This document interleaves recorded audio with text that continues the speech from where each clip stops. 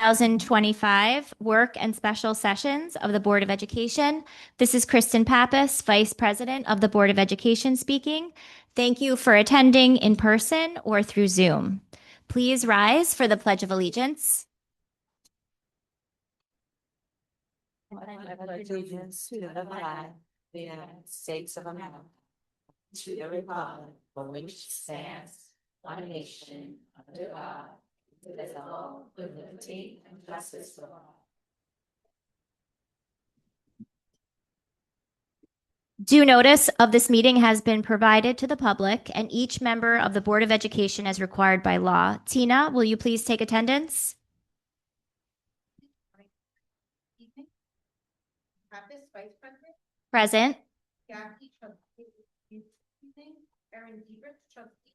Present.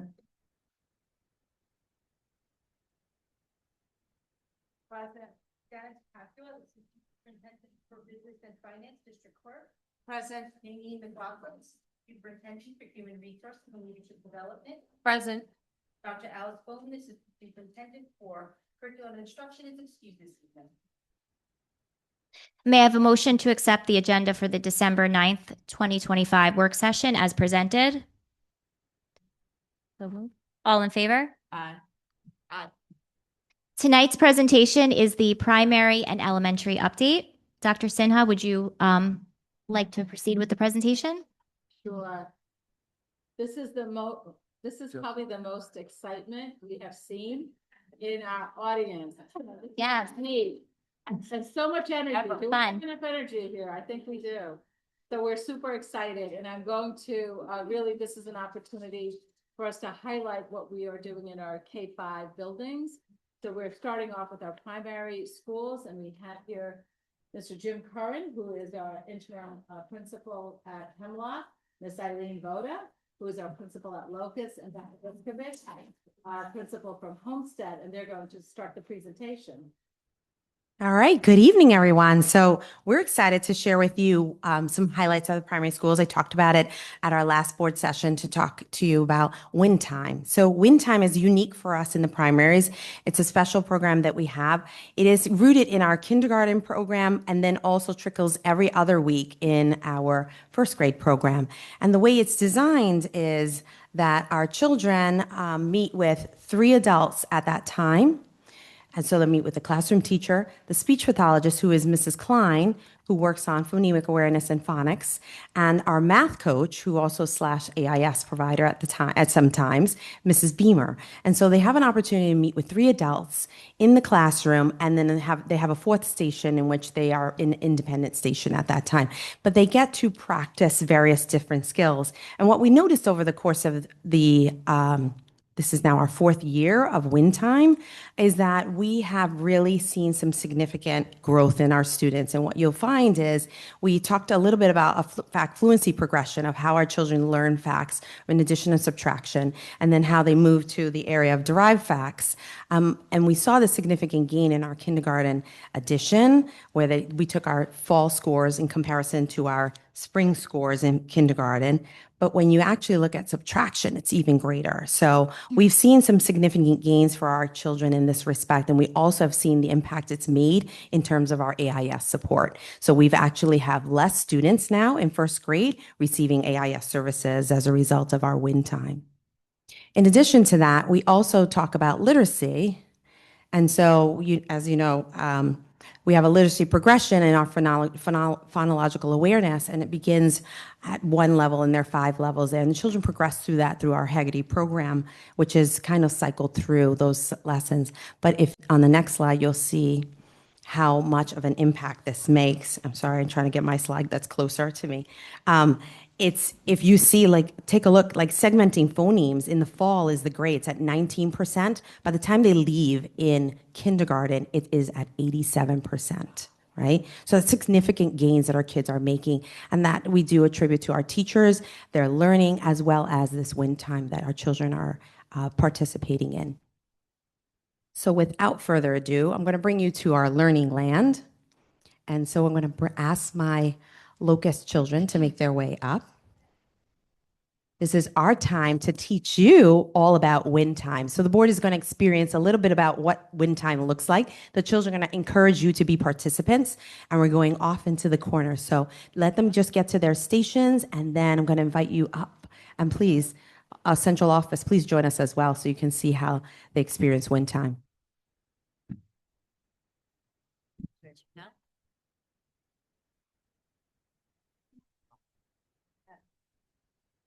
So as you know, win time is what I need. So it really is designed to be differentiated instruction that's occurring in the classroom.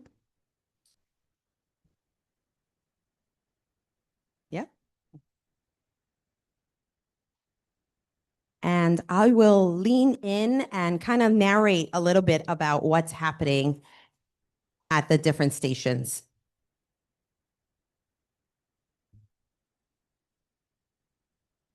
What's your name? Yeah.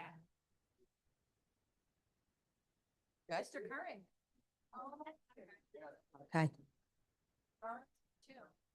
How did you get 10? 10, how did I get? What did you do to get 10? 4, 6. Yeah, 4 plus 6. You added those two numbers. Okay, so do you want to draw your first line and then I'll go? 10. So the first game they're playing over here is called Capture the Square, and they're always doing facts within 10. And so the students have to roll 2 dice and determine which way they're going to which square they're going to capture first. And the goal is to obviously beat the other person in capturing the squares. Jack, can you tell us a little bit about Find the Pair? How do we work? Okay, so you each get 5 cards. Then you try to find some pairs by asking the partner. And then once you ask the partner, you gotta write it down on your piece of paper. Great job. Thank you. Write that down. All right, you guys, do you guys want to, oh, do you need a partner? Mr. Capio will be here, your partner, okay? She'll be your partner.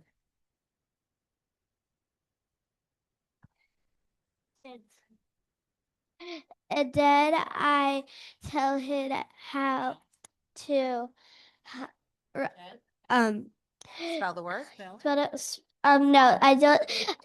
He needs to figure out the sentence, and then when he's done, he needs to. He gives it to me, and I need to see if he made any mistakes, and then I need to, try to explain it to him about saying it, and also mark it up. All right, thank you.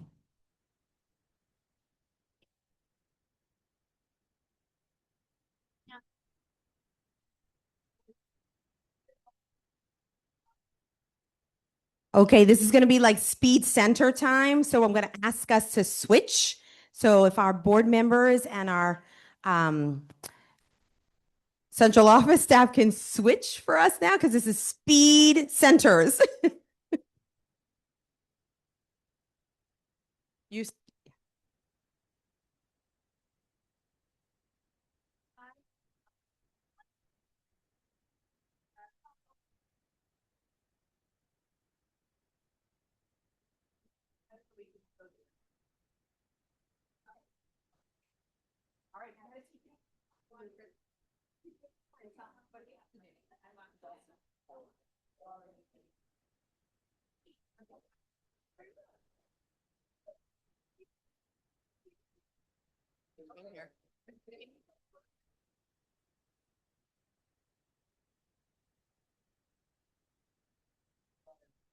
That was you?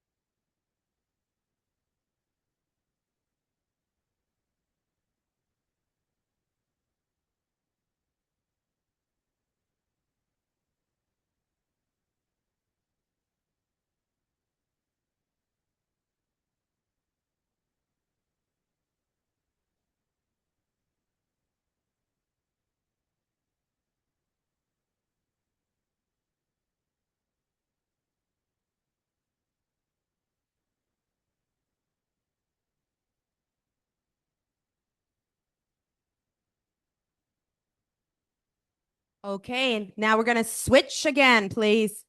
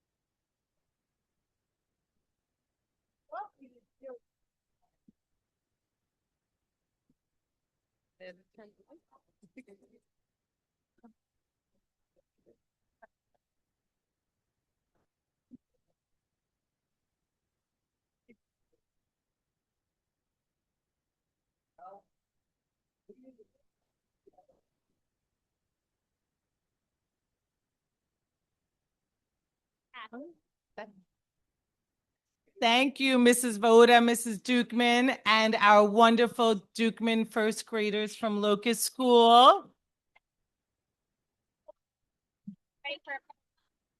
You were amazing and everybody loved it. Thank you so much.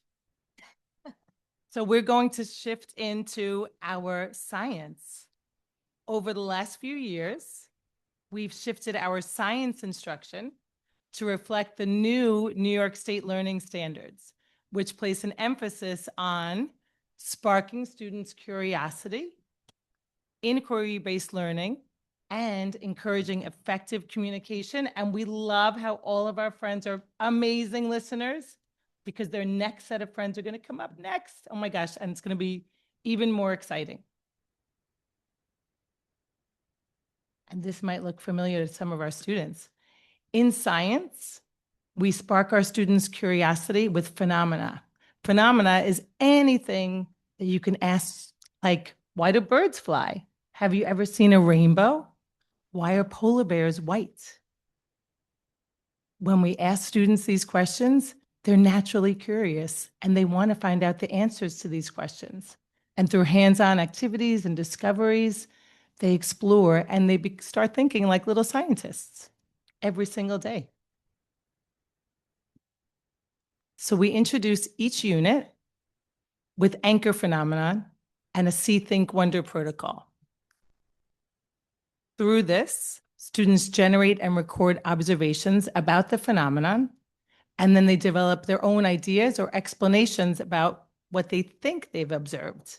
And finally, they generate questions, that's their wonders, about the phenomenon that they're going to review throughout each lesson of the unit.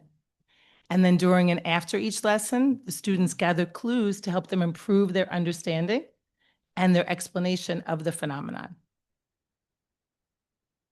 Through these observations, wonderings, hands-on activities, and discoveries, our students are exploring science in a fun and engaging way. So our science teaching and learning aligns not only with our mission and vision, which we start every presentation and ground everything in, which our teachers foster our students' curiosity, they engage them in cognitive productive struggle, but our science teaching and learning aligns with our district goals.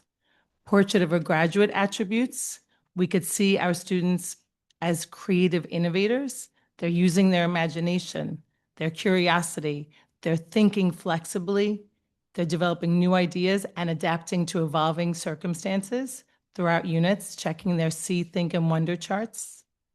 They're effectively communicating, clearly articulating through their speaking, reading, writing.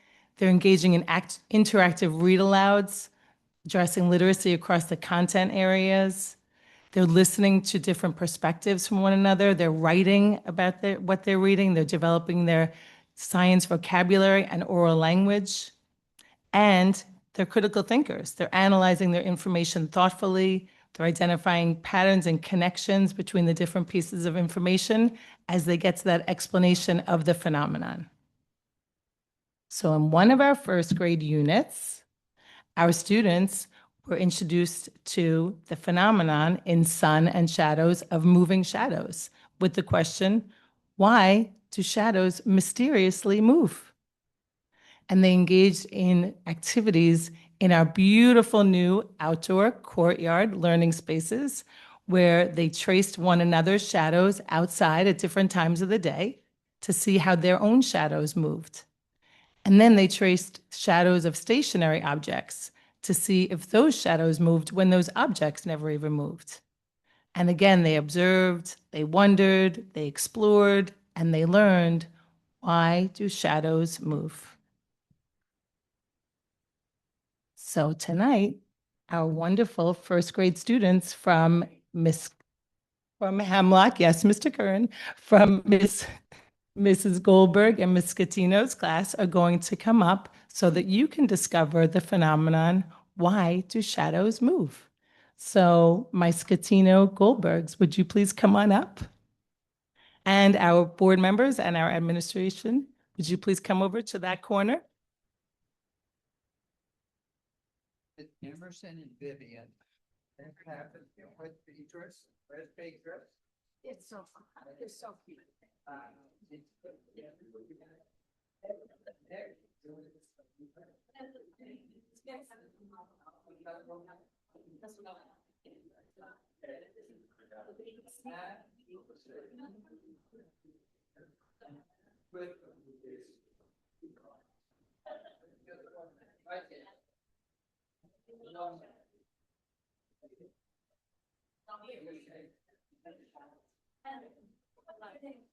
Lights, I'm gonna turn them on. And Mr. Curran will dim the lights.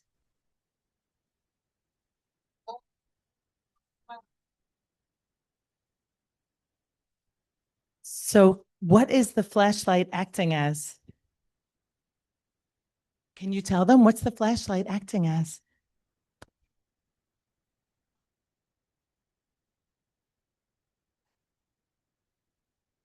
Very. It is. Does look like a magic trick.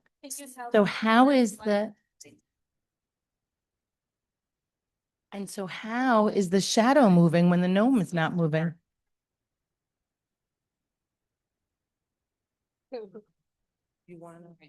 Here. Yeah, you like so? Want to tell me what it is?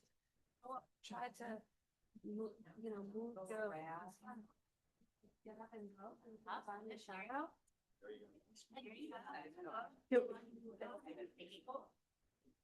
Oh, there you go, go up.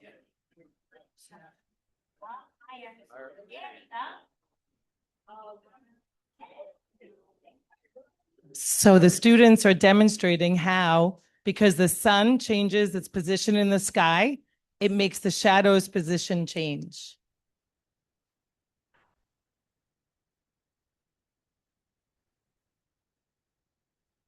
I think it's sorry about the lights. Sorry about the lights. No, I mean, during the presentation. They take about 5 minutes to go back.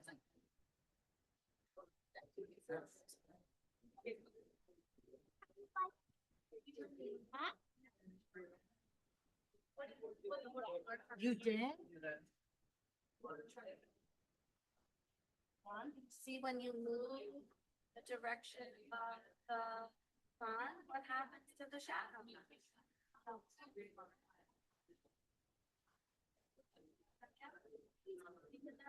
Direction.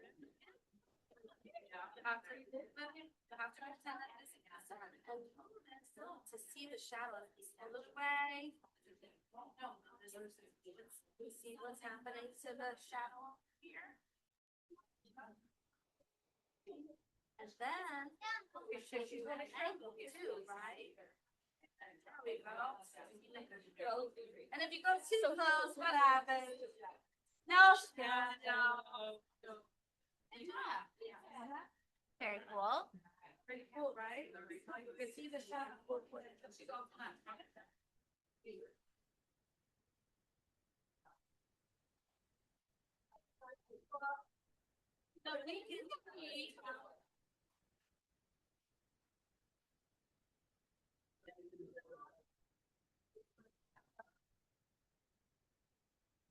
So in this activity, moving shadows, the students use flashlights and paper gnomes to explore how moving the position of a light source makes shadows move. And they relate these observations to shadows changing throughout the day and the sun's position moving across the sky.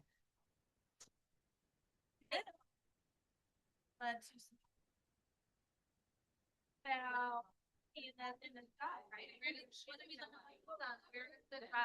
Wow. And the top.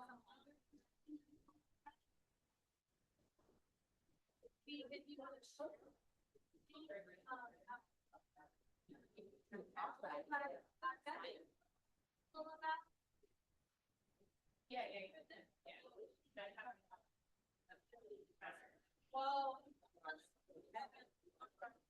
Got my water.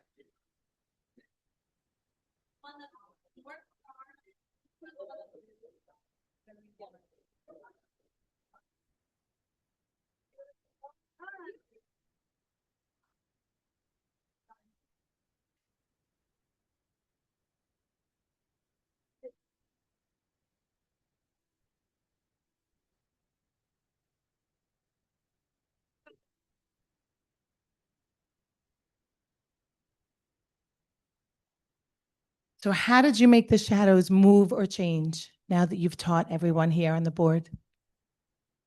The position of the sun. By the position of the sun. The sun moves, so it makes the shadow move. Amazing job. Thank you to our Hemlock first graders and Mrs. Patino and Mrs. Goldberg. And now I will pass the microphone to our elementary colleagues.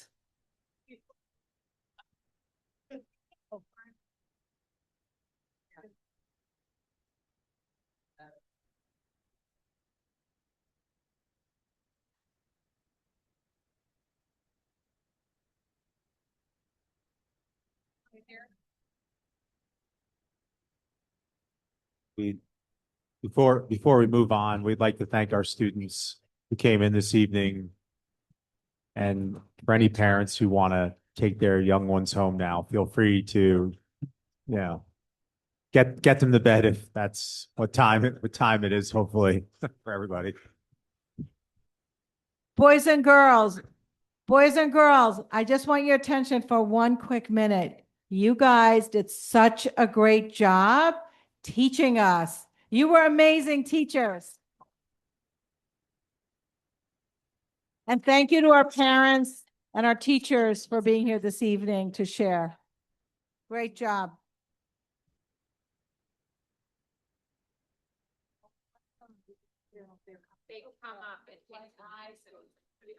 Yeah, for life. That was cute.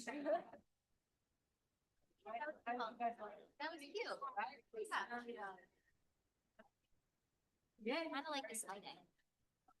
I like this lighting right now. Yeah, You guys good for the elementary start? right? Yeah. It's my, wow.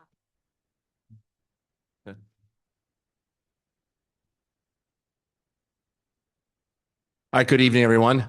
My name is Chris Hardigan. I am the principal of Stratford. Can we just give another round of applause while our kids are leaving for our primary kids? They did a great job with that. And so our portion of the elementary update is going to be a highlight on two areas. The two areas that we selected were from our students. We asked them what are the best parts of their day, what do they enjoy most, and we're going to be highlighting the Enrichment for All experience for our second and third graders, and Miss Lindsay will go into some detail about it, and Monumental Math, which is a project-based experience for our third graders that will be facilitated mostly by our students. So these initiatives are they have future ready competencies for our students. So as you are listening to them, as you're listening to our students and our presenters, we really want you to be thinking about the collaboration, the critical thinking, and the skills that our students had to demonstrate to perform both of these activities successfully. Both programs have required a significant amount of teacher professional development. So when you're viewing it and you're interacting with our students around it, I also want you to keep a lens from a teacher's perspective about the professional development that is underlying on these two experiences. Our kids are really excited to share this with you, but before we get to our students, we're going to do a Enrichment for All update, and I will turn it over to Miss Lindsay. Good evening, everyone, and thank you so much for having us talk about Enrichment for All. We're excited about it. It's a dynamic instructional program offered right now to every third grade class, and newly this year, all of our second graders. Each class works with our Enrichment for All teacher, Ms. Taylor McDowell, who specializes in designing learning experiences that stretch student thinking and build skills that go beyond the traditional curriculum. These lessons are intentionally structured to mirror the kinds of problem solving and collaboration that students will need throughout their academic careers and in the real world. Our third graders participate in multi-session problem-based learning experiences, which means that they begin a real-world challenge and work together to find a solution. They practice identifying what they already know, what they still need to learn, and how to test their ideas. This approach builds critical thinking in a natural and authentic way. Students are not simply completing an activity. They're developing the confidence to approach unfamiliar problems, talk through ideas with their classmates, adjust their thinking when needed, and persevere until they arrive at a workable solution. Our second graders are building the foundation for this kind of thinking. Their lessons focus on creative problem solving through what we call productive struggle. And that's the ability to stay engaged and keep trying even when something feels challenging. They learn how to manage frustration, communicate effectively with teammates, and understand that mistakes are normal and they're essential to your part of learning. These are the building blocks of resilience and academic independence. They're built through hands-on challenges that are connected to their classroom learning. Recently, our second graders designed tools to clear fallen leaves, which aligned with their unit on community helpers. They built the tallest freestanding towers that they could engineer, which tied into their classroom curriculum on urban communities. They tested different pumpkin stands to determine which designs were strongest and created safe enclosures to protect paper turkeys. Activities like these are fun and exciting, but underneath, students are developing transferable skills in planning, revising, testing ideas, and working together as teams. As you listen to these examples, you can hear the direct connection to the New York State Portrait of a Graduate. These enrichment experiences are the earliest building blocks of skills that our state identifies as essential for future success. When our students collaborate, communicate, think critically, show resilience, and create solutions that matter to them, they are practicing the exact competencies of Portrait of a Graduate. Enrichment for All is not simply an add-on to our school day. It's an intentional investment in developing the kind of learners and citizens that we want our students to become. And on the next slide, we have a little video that showcases exactly what this looks like and sounds like.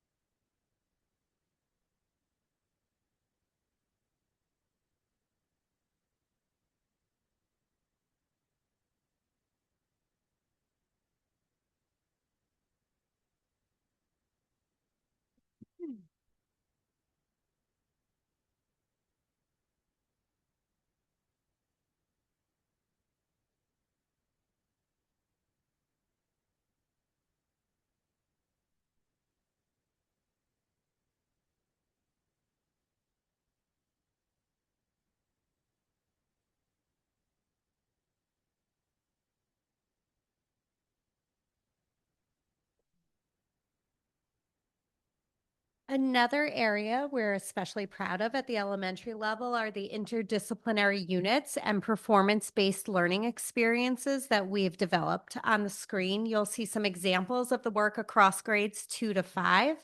These units begin with thoughtful curriculum writing, where our teachers collaborate closely with curriculum coordinators. The goal is to create strong curriculum connections, integrate purposeful use of technology, and provide students with meaningful opportunities to apply their learning while strengthening their foundational literacy skills. The third grade monumental math unit is a standout example.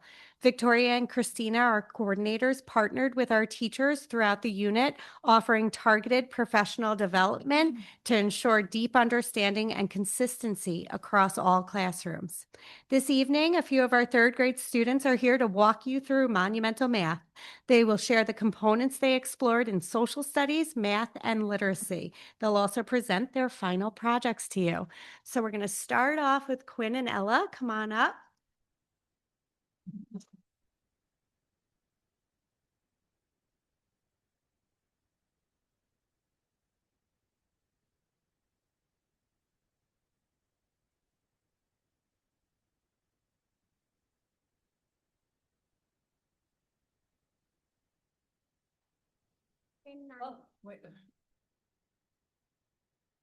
We learned so much about math and monuments around the world during our monumental math unit.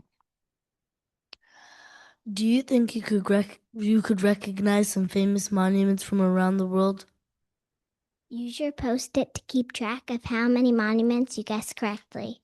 Let's play. How many of these do you recognize? Give yourself a tally if you recognize this monument.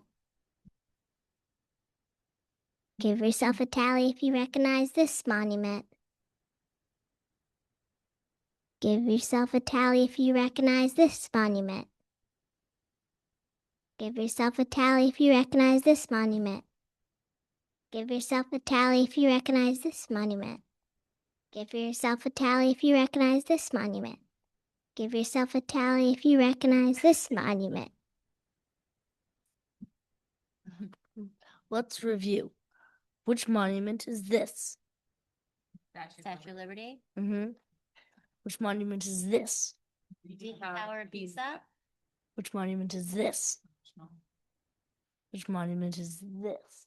Eiffel Tower. What monument is this? The Opera House. And what monument is this? Lincoln Memorial. Right, look at us. How many out of 6 were you able to identify? All six. All six.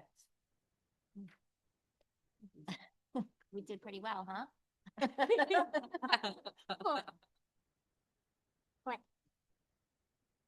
During this unit, we also use technology to explore these amazing monuments. The monuments we explored was the Great Pyramids of Giza. Let's take a look at the pyramids using our virtual tour.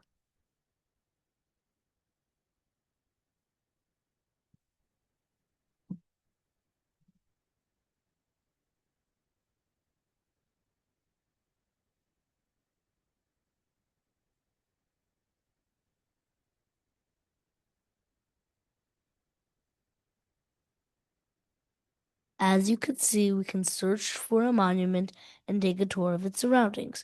We can also ask questions. One question we have is, how tall is the Great Pyramid?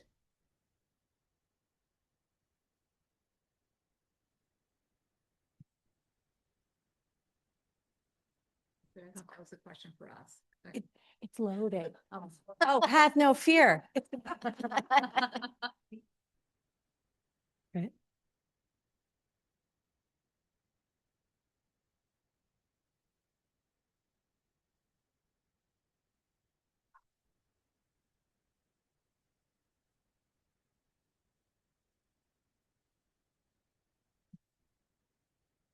It's much faster in the classroom, right? Yeah. Way faster. About 165 meters, 481 feet tall. It's truly astounding to consider that height without any of the modern machinery we rely on today. This particular view highlights the vast desert landscape surrounding this ancient marvel, a stark contrast to the monumental achievement it represents. Does anyone else have another question about the Great Pyramid? How old are they? Yes, you'd like to add something? How old?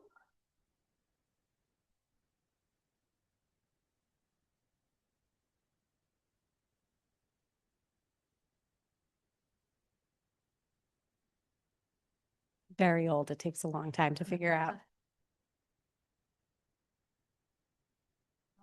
400 years. Date back to the fourth dynasty of Egypt's Old Kingdom, a testament to the incredible engineering capabilities of that era. In this image, the pyramid's sheer scale is emphasized by the surrounding sandy plains under a hazy sky.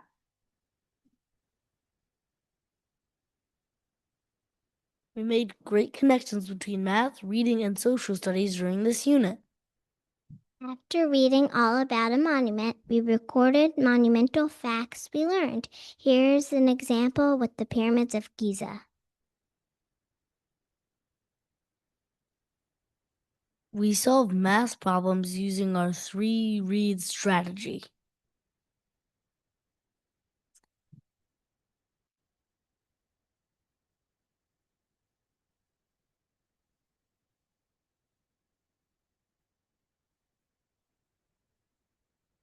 We loved making connections across subjects in this unit.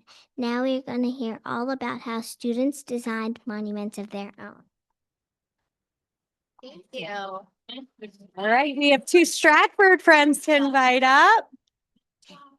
Good job. Good job. Thank you, Stewart students. Great job. Can we get them one more round of applause? It's not easy being up here. Awesome. And so now I would like to introduce Zach and Maria, who have their monuments here. And their part of the presentation is to really engage our central administrators and our board in a question and answer. So they're going to talk to you a little bit about their experiences, and we hope that you'll ask a couple of questions to them about their learning. So Maria, would you like to start and talk with us a little bit about your experiences with monumental math? Okay, go ahead. I think that this was a very fun project and that we learned so much about it. I think that it really proved to teach us about monuments and easy ways to solve standard algorithm math problems. And it was just very fun. And after a while, we got to know the group very well when we were building our monuments. And I think every day when we were building our monuments, all the teams just got better and better.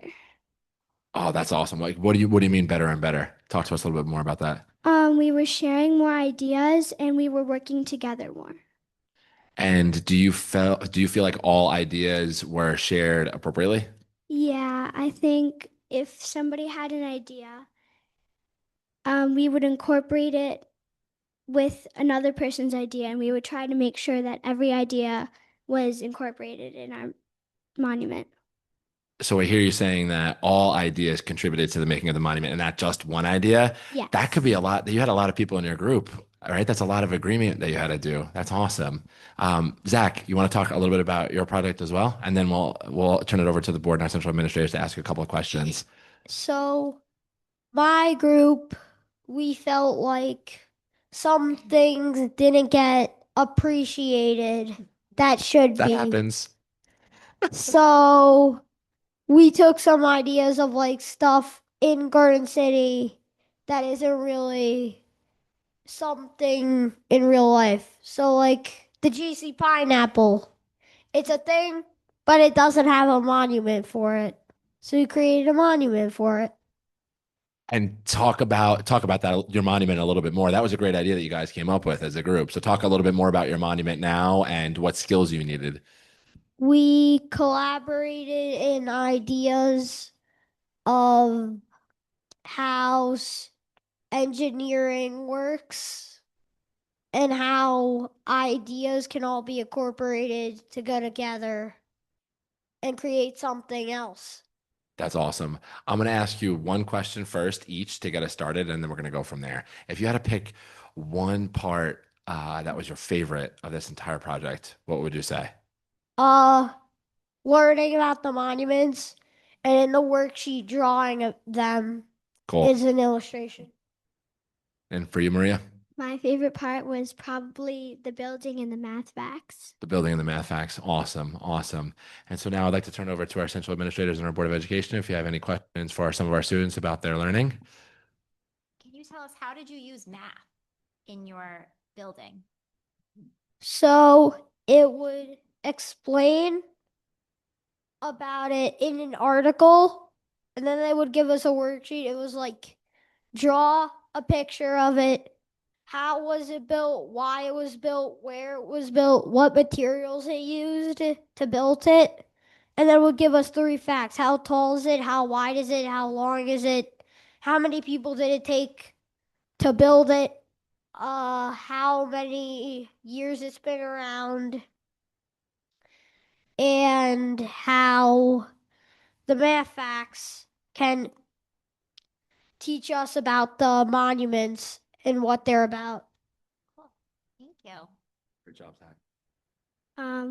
I thought it was incorporated because we had like we learned about very cool facts about the monuments, and we took the facts and the teachers used them into word problems, and then from there we would answer them in standard algorithm.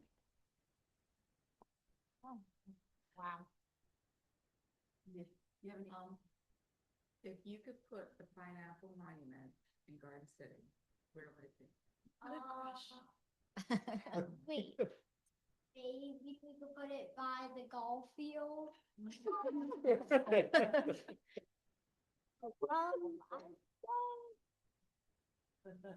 If there's maybe a spot near the library. Very An idea. That's a great answer too. 7th Street. So, You guys have any other questions? what was important for your group to have in the monument? What did you all agree? Everyone had different ideas, but what did you all agree was something that was very important to have on the monument? Well, in my group, we thought it was very important to have some kind of flag inside of it and a pineapple. For my group, we all thought, in my group, everyone does like art. So we all thought that it should have a lot of detail and texture. Because there's like gems and other pieces of cardboard. And then it says love, hope, respect. And can I ask the tall one here, does that have a plaque on it? Is that like a paragraph written? Yeah. So Maria, use the mic. I think something in the back is holding it. Yeah. Oh, Right there. Yeah. Yeah. It says, we designed a monument for Garden City that teaches visitors about our history so that people will learn about Garden City and want to visit. Sure. Go ahead. Love these kids. Mine said, we designed a monument for Garden City that shows that being unique is good so that people will think in different ways and be themselves. Love it. Good. Wow.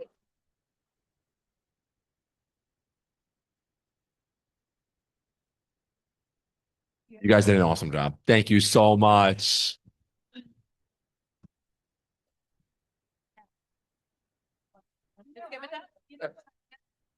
I think this would be, I see one of those projects really incorporate some of the things you're learning with your pillars, the 4 pillars.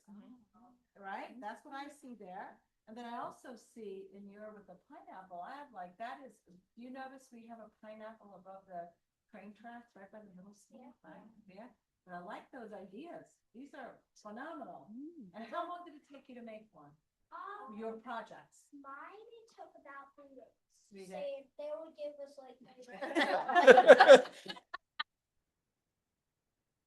15 minutes. You're a lot of work to cover, okay?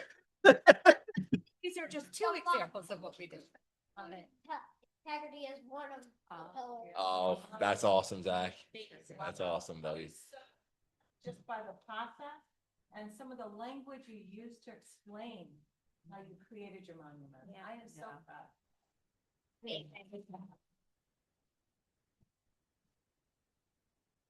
And then we're going to wrap up our elementary update.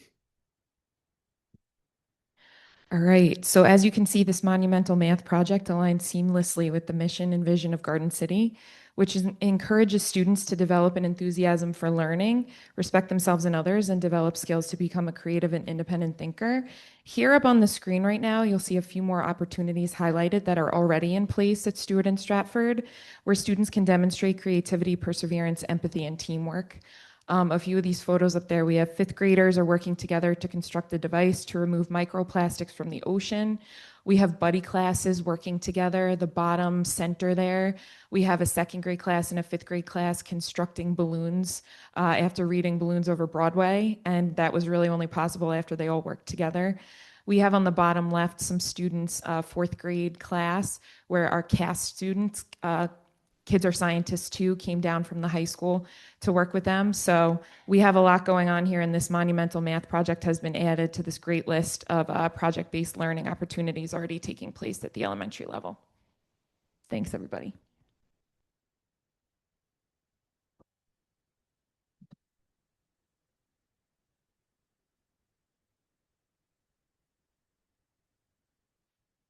An improvement in your board since you incorporate this?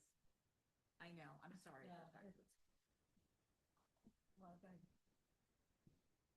So this is brand new. This is the first year we've done the monumental math unit.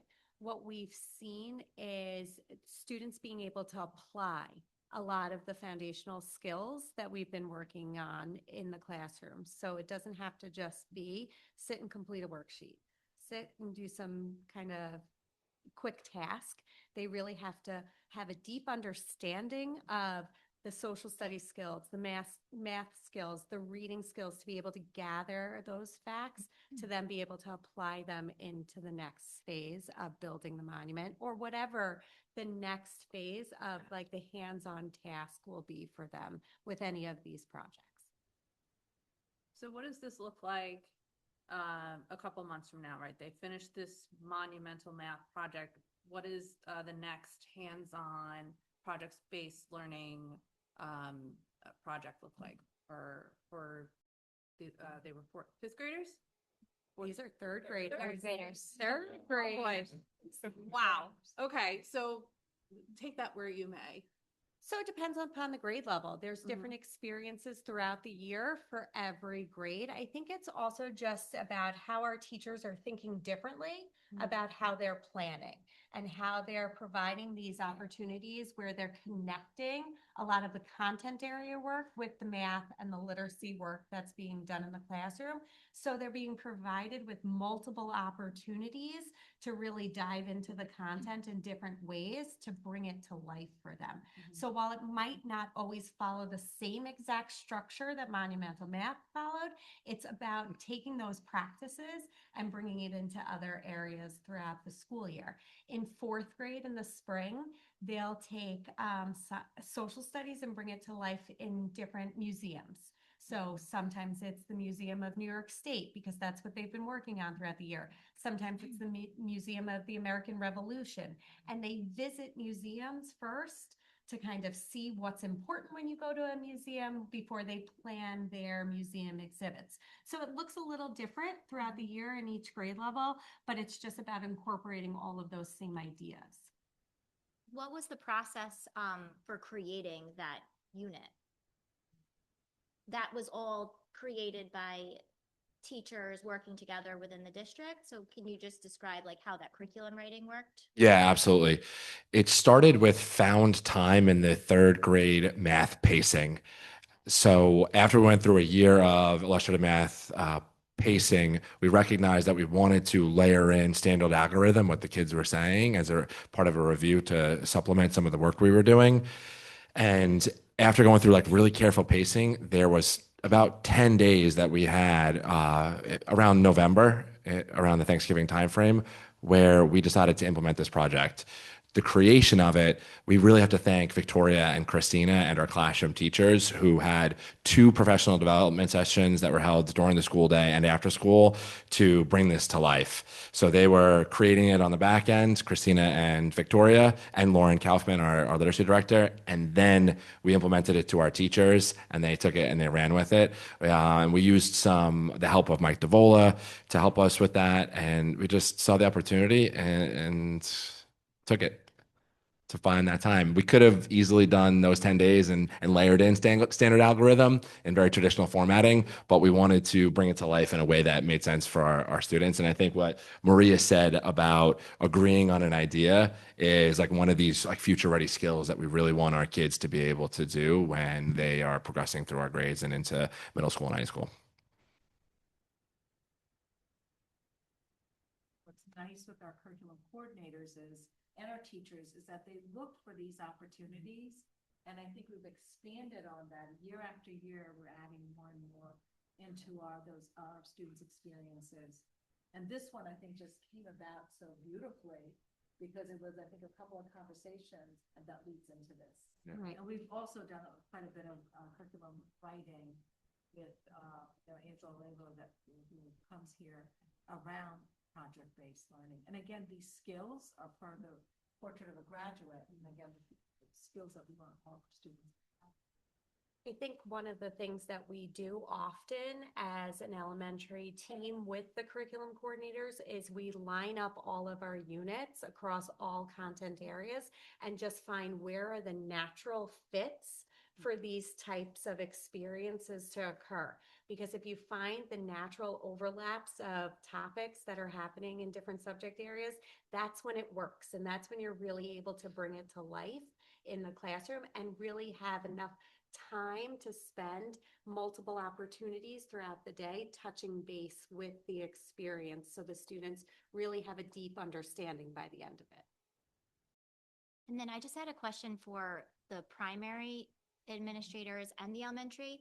How is the implementation of Mystery Science going? Like, I know that's relatively new for the district. Are you finding the teachers are happy with the materials? Are they finding ways to make that like time for that in their schedule, or how is that working out? Yeah, no, I think Mystery Science has been a fantastic addition to our resources in science. We see a lot of hands-on learning in science happening because there's no, scrounging around for materials. It's all right there at our teachers' fingertips. There's a nice structure that goes along with Mystery Science, as the primaries explained, starting with that phenomena and really starting the questioning and the curiosity right at the beginning of the lesson and continuously going back to the phenomena throughout. But again, it's a lot of hands-on learning, which the students bring up all the time that they enjoy. In fact, it was a little bit of a contest between the elementaries and primaries. We all wanted to do a science activity for Mystery Science tonight. Primary won out. But I think that speaks to that's what the children are telling us they're really enjoying about their school. And to add that, the teachers love it as well, because students are trying, right? It's so teacher friendly, student friendly, exciting, the videos are there, so who wouldn't want to start a lesson with why are programs late? It's an exciting way to begin, and then there's videos, and then each one builds upon the next, and students learn a little bit more, and they learn their clues each day, and they go back and they add, and they're building on their learning and their explanation, so that finally by the end of the unit, they can explain the active phenomenon in the beginning that they were wondering about. So it's an exciting, progression. And Joanna, who goes to Gerald Science, curriculum coordinator, has been fantastic. Her passion for it has trickled down to all of us, as you can see, and most importantly, to the students. So the kids that we have, all the hands-on experiences have been wonderful. And Ms. Pappas, a natural next step to that will be to take a look at the pacing for it, because the Mystery Science kits, they are very helpful, as we just shared with you. But as you know, from an elementary lens, the pacing of it, the teachers enjoy it so much and it could take up a lot of your time. There's a lot of learning happening. It's great, but there's so much material to cover. So we want to make sure that we're just critical in looking at the pacing so that we can cover all standards at all times. We are seeing a really high level of engagement from our students from that. It's good, like connections, right? Like literacy, they provide with like some literacy connections. They do, yes. Yep. And there's so many connections with math as well. A lot of the different video components, we watch it and we're like, that's exactly what we're doing to introduce an illustrative math unit. So we're able to use a lot of the videos or the ideas from it when we're introducing a math topic, let's say, or callback. How many projects do they do? When I say they, by grade level, how many are they able to do in a year? It really depends and it varies, and we're building more as we go along. Wonderful. So we're seeing the benefits of it. The children are sharing how much they're enjoying it. The teachers are seeing the benefits of it. So we're really building more and more as we can, but also making sure that they're purposeful and that they make sense for the work that we want to accomplish at that time. So is that something that's already, the Mystery Science, is that a curriculum? The curriculum is already set, Mystery Science writes it, and then do you, as the educators and the classroom teachers, you create the activities based on the curriculum, or it's kind of you follow a model and you're autonomous where you can be autonomous? It's packaged for us, which makes it helpful for the teacher to make sure that they're have a clear learning objective, it meets all the standards, and that they have the science experience to be able to do all there. So it's been, our teachers find it helpful. Again, we got to look at pacing because they're lengthy and they're fun, but we just want to make sure that we're covering everything in a certain amount of time. Like any other resource that we have, we look at it and we make it our own too. Right. We make sure that it meets our students' needs. Thanks very much. Wonderful. All right, thank you to our Stratford and our Stratford and Stewart students.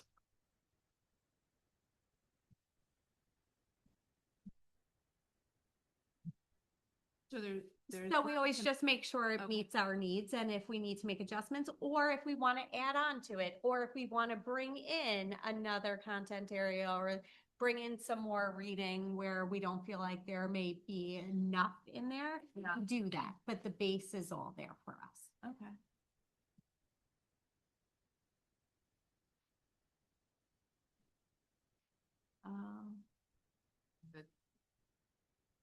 I had one more question. This is more of like a nerdy thing than anything else. I love a good graphic organizer, and I really appreciated the primaries. It reminded me of the KWLs.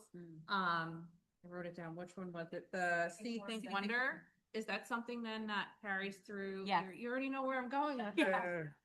this. That's really nice. And does the verbiage change on that, or it stays See, Think, Wonder? Again, this is like a nerdy. See, Think, Wonder sticks throughout because it is also one of the routines that we use in math. So yeah, so we see it it's curriculum agnostic. So we see it, and the terminology stays very similar. If there are small nuanced words that change as the content becomes more challenging. Because my middle son today came home with a chart that actually it's essentially the same thing, and he said, I don't know, something's going on. I have this chart in 2 different classes. Hey. So it's exciting to see it hang its way up. Yep.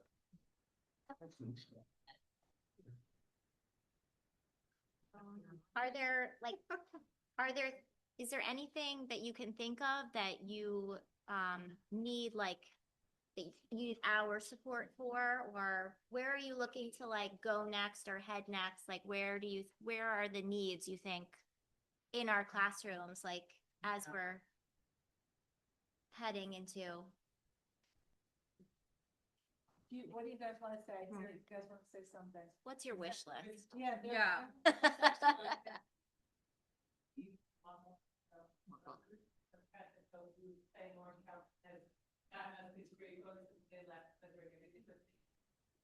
And all these beautiful interactive reading labs every year she's built upon our classroom library interactive reading labs, and it's so engaging. And I shared that earlier that within within the content area they're learning, they learn about the phases of the movement, the oral language, vocabulary, and then she bought us a book that the school group just took home.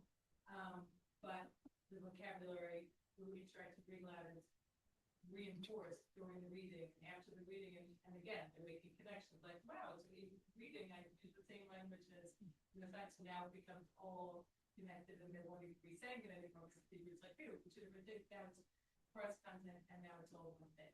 So that's what we're always continuing to add. She just bought us beautiful new text sets and really love books. I think it's just a continued support. Obviously for us, primaries, our speech pathologist is really flying, as well as having a math coach at our level. Speech pathologists have a math coach at AIS. I think also you have having their math coaches there. So that continued support allows for our teachers to be coached in, have an opportunity to learn from someone who has more to offer them, and then it allows our students to have the language and capacity that you hear them all speaking in, talking about. And so, not that I want to get on the words of math bandwagon, but when we went to competition there, that was one of the things, discussing their mathematical thinking and being art.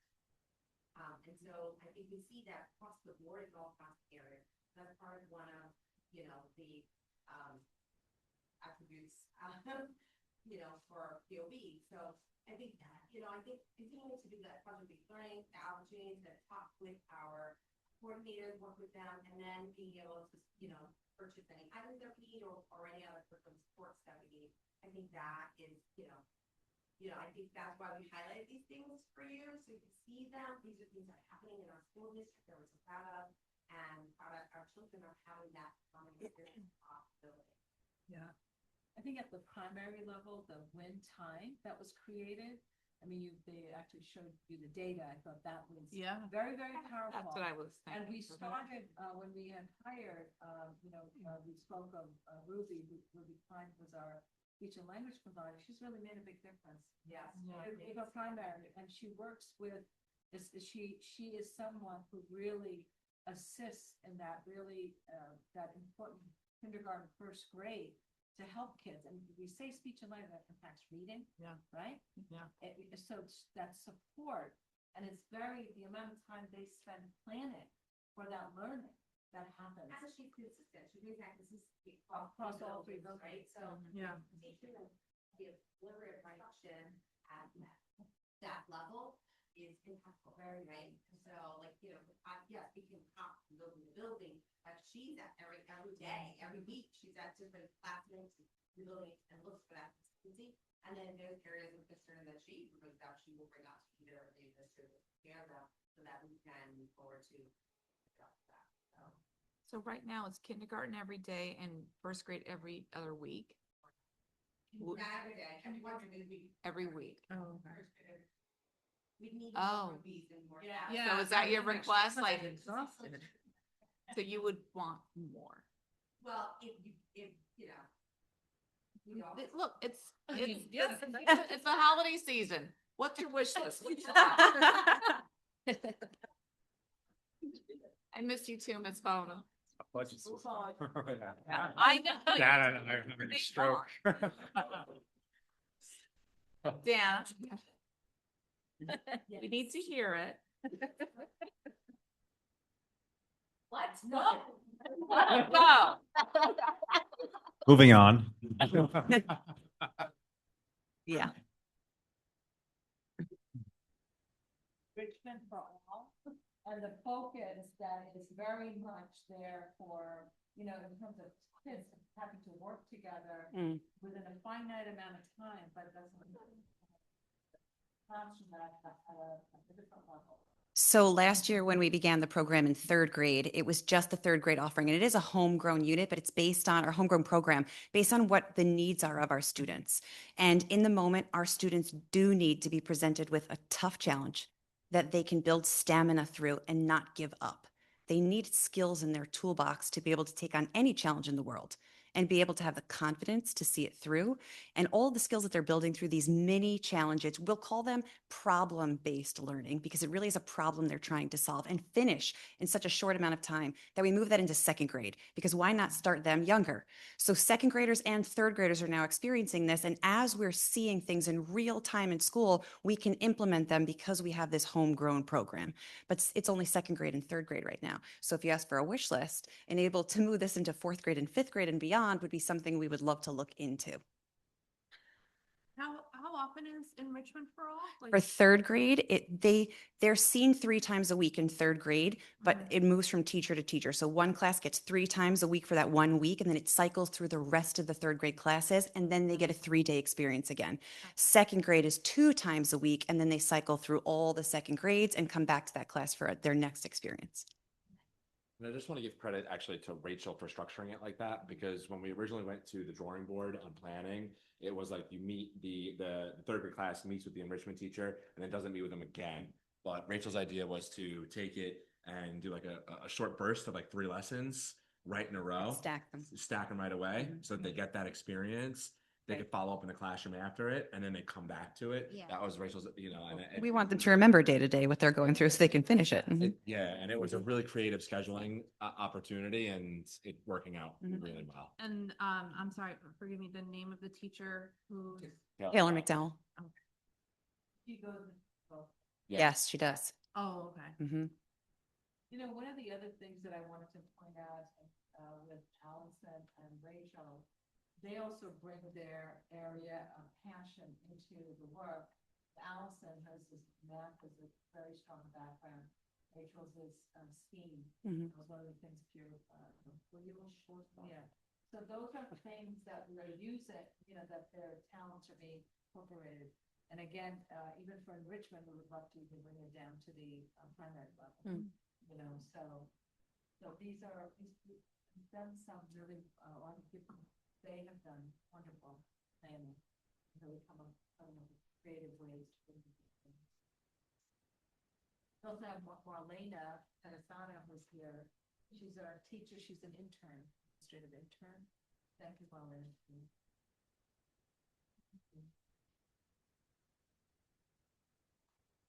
And Jim, could you please come up? You have a board for you.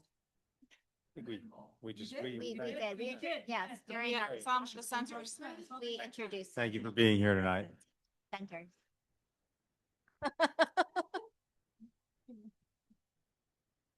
Bonding point. Anything else? No. Can I go back to one last question? The primaries you had talked about, and I just want to make sure I heard it correctly. Since wind time, and I didn't realize it was 4 years you've had wind time? We've had, yeah, we've had time there. He's done. Okay. Several different opportunities. Pushed in, yeah. They have evolved. Yeah. Over time, but it's since the start of her hire and our. And so did I hear correctly, you've seen a decrease in the number of students in AIS? When we thought we just, I struggled with faculty. Yeah. Had some students in MCFF. Yeah. In kindergarten, and first grade, I have none. Full early intervention and really giving the supports Yeah. early on without going into special ed, without. Right. This has become like a really good way for us to provide the support. The other thing I'll also say is our UPK. Right. The UPK has also is something that we're monitoring that data because our kids are coming in with something, you know, with kindergarten ready in a way, and we're monitoring that. The curriculum, Alice Bowman, our assistant superintendent, she's done a great job coordinating that within the 3 different sites that we have, actually 4 different sites, including Homestead. So that also has been a positive impact. Great. Thank you. Thank you so much. Thank you. Thank you. Thank you. You guys can all leave if you want. I think we're down to the procedural stuff. May I have a motion that there's no further business to come before the board and the work session be adjourned and the special session be opened. Second. All in favor? Aye. Special session is now open and all members of the board of attendance of all the board members of the Board of Education are in attendance. At this time, may I have a motion to accept the agenda for December 9th, 2025 special session as presented? I'm sorry. No, you got it. All in favor? Aye. Are there any questions from the board? Okay. To make more efficient use of the meeting time, the Board of Education authorizes the use of a consent agenda as part of the meeting agenda. The consent agenda allows for one motion to approve multiple items that are identified on the agenda. At this time, may I have a motion to approve the consent agenda, which includes personnel matters E1 through E4 and business matters F1 through F8. All in favor? Doing it. Aye. Aye. Say aye. Is there any new business from the administration? I see none. Any from the board? I see none. Everybody's packing up. Tuesday, December 16th, 2025, regular session at 7:30 at the Garden City High School. At this time, I have a motion that there's no further business to come before the board, that the meeting be adjourned. Second. All in favor? Finish strong.